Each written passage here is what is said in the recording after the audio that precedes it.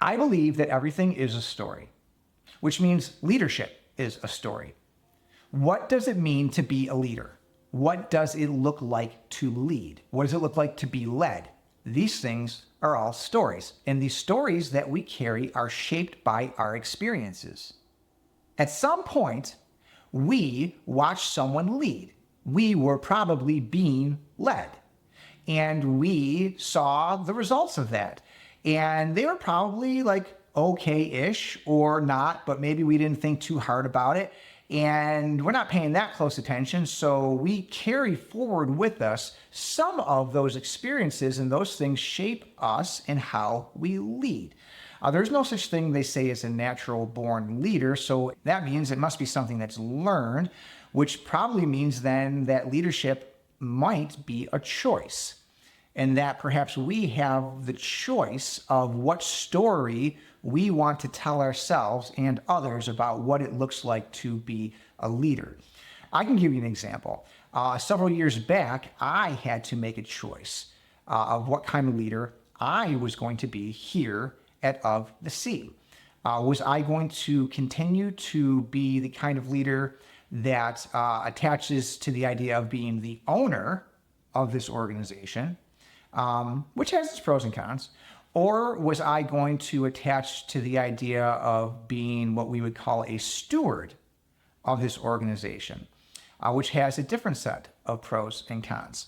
I was compelled, after reading this book, The Gift of Lift by David York,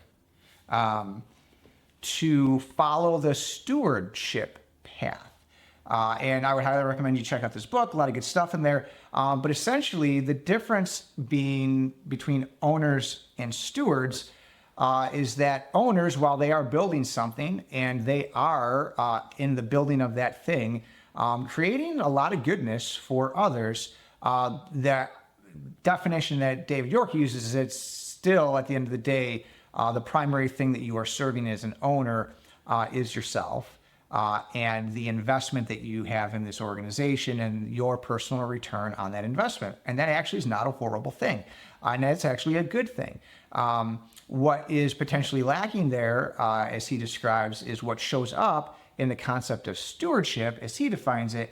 And that is that you have this combination of investment, which is present in ownership, but also transcendence, all right? And so transcendence, as he defines it, is this basically something that's bigger than yourself, something that is beyond you. It transcends you.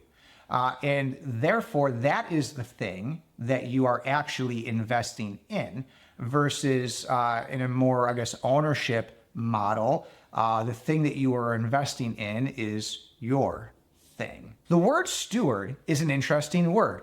As a verb, it means to manage the property of others. As a noun, it could mean that you are a manager of another person's property, or it could also mean you are looking after passengers, for example, like on a ship, or on a train, or on a plane, all right? Someone who's a steward is looking after those passengers and making sure that they are taken care of. I think that is a really cool way to think about leadership. To think of yourself as the kind of person that's looking after someone else. So going back to that definition of stewardship, being defined as investment plus transcendence. Investment, what you are personally pouring in to this thing, right? And when you think of investment, it's the thing that you sacrifice today in order to then wait some period of time for something else to happen down the road, all right? Transcendence, that's just that idea of something that's bigger than yourself, all right? So to be a steward means you are going to invest yourself into something that is bigger than yourself. Another thing that David York says in his book is that stewards prioritize two things: purpose and culture. Purpose and culture. What is purpose? David York defines purpose as a transcendent driving force that pulls you to deeper levels of investment, there's that word again, and higher levels of achievement and fulfillment.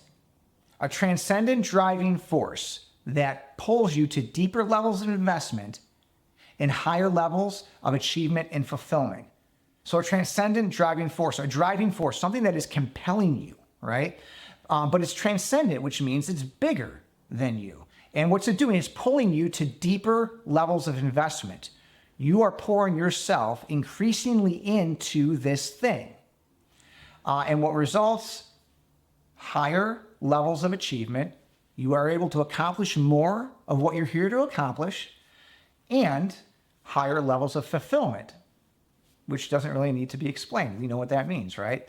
That is always a good thing. So we hear people talk about culture all the time and how culture is a driver, all right? And that is true.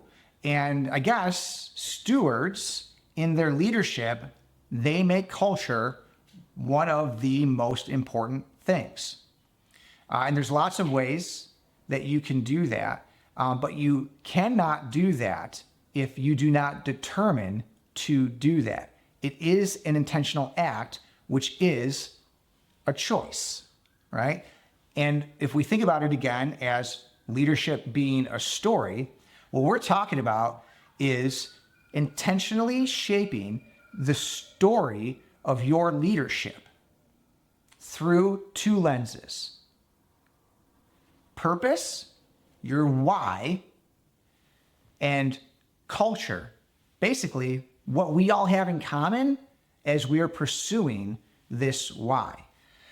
And you need to have that, because if you are going to deeply invest in something, you absolutely have to believe in the why, because I don't know why you would invest in something if you do not have a deep, abiding belief in its goodness. And you're going to need a strong culture, because there's no way that you are going to transcend yourself and accomplish something greater than yourself beyond your own limitations. There's no way you're going to do that sort of thing without others. And there's no way that you can do that thing with others if you don't share some of the basic principles, right? Things like core values, things like worldview.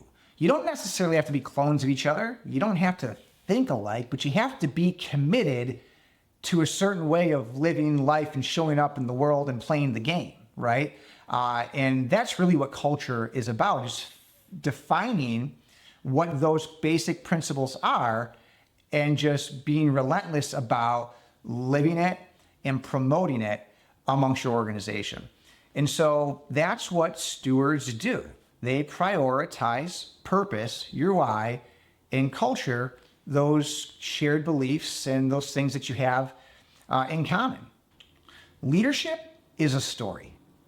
And there are different stories you can tell yourself about what leadership is. So I'd ask you, what story are you telling yourself about the leader that you are and are becoming? Personally, I try to remind myself of the steward story, of prioritizing purpose and culture.